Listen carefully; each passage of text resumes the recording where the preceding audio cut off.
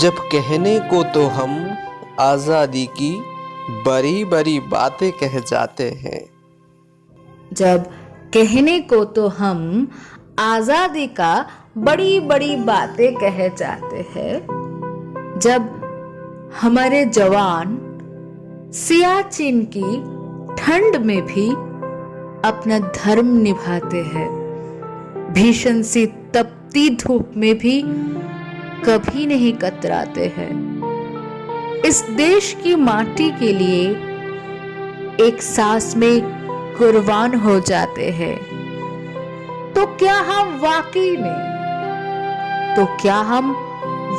में आजादी का मूल समझ भी पाते हैं? जब कोई नेता उनकी इस कुर्बानी पे अपने कुछ विशेष टिप्पणी कर जाते हैं, जब कोई नेता उनकी इस कुर्बानी पे अपनी कुछ विशेष टिप्पणी कर जाते हैं, तो क्यों हम चुप रह जाते हैं? क्यों मौन की चादर ओढ़ के हम गहरी नींद सो जाते हैं? कैसे उस तिरंगे से नजरें भी मिला पाते हैं? अपने जवानों को बस नाम की इज्जत दे पाते हैं। तो क्या हम वाकई में आजादी का मूल समझ भी पाते हैं?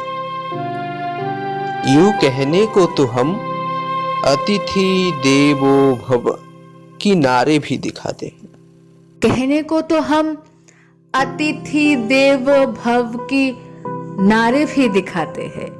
अब कहने को तो हम अतिथि देवो भव की नारा भी जोर शोर से बतलाते हैं, पर घर आए मेहमानों से यूं ही बदसलूकी कर जाते हैं। अपने इस आचरण का कारण उनकी कपड़े और उनकी सालिकों से बतलाते हैं।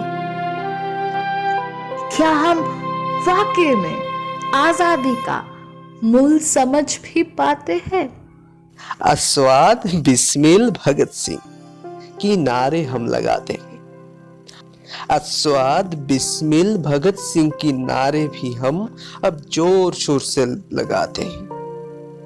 हिंदू मुस्लिम सिख ईसाई सभी भाई भाई ये भी बतलाते हैं। फिर क्यों उन दंगों में हमारे ही भाई मारे जाते हैं? क्या हम वाकई में आजादी का मूल समझ भी पाते हैं? अब इन बड़ी बड़ी बातों को हम ऐसे ही नीचे छुटला जाते हैं। जहां नारी को पूजा करते हैं, वही उस पे बर्बरता बरसाते हैं। ये कैसी सोच है और इसे हम कहां से लाते हैं? क्या हम वाकई में आजादी का मूल समझ भी पाते हैं? धन्यवाद।